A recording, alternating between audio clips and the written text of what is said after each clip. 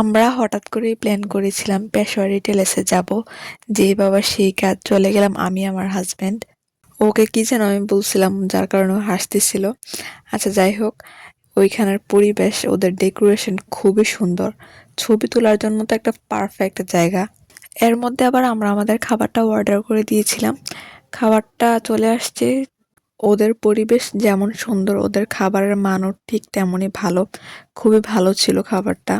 এই খাবারটার নামটা আসলে ভুলে গেছি। খুব সম্ভবত মুরগি কিমা করে কিছু একটা রেসিপি তৈরি করা হয়েছে। এই খাবারটা শেষ করে ম্যাঙ্গো জুস অর্ডার করতে চেয়েছিলাম। এখন যেহেতু ম্যাঙ্গো সিজন না, তাই নাকি এটা এখন পাওয়া যায় না। পরে অলিভ জুস অর্ডার করেছি, সেটার জন্য অপেক্ষা করতেছি।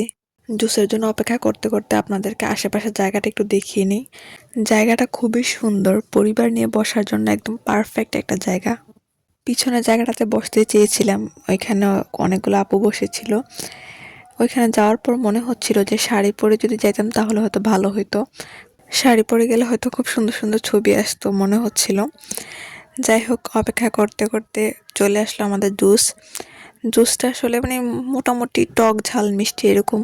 যদি আমার এসব মানে এইরকম জুসটা আসলে পছন্দ না। জুসটা আমার কেন জানি না ভালো লাগলো না। এর মধ্যে আমাদের বিলটা চলে আসছিল। এই তো আমার হাজব্যান্ড পে করে দিল। তারপর আমাদেরকে মাউথ ফ্রেশনার দিয়ে গেল, যদিও এটা আমার একদমই পছন্দ না। একদমই পছন্দ না এটা আমার। যাই হোক, আমরা এখন বের হয়ে যাচ্ছি। আর এই ভাইটার সাথে আমার হাজব্যান্ডের পরিচয় আছে টুকটাক। এই তো আপনাদেরকে এখন রেস্টুরেন্টের ইন্টেরিয়র ডিজাইনটা পুরোটা দেখানোর চেষ্টা করব।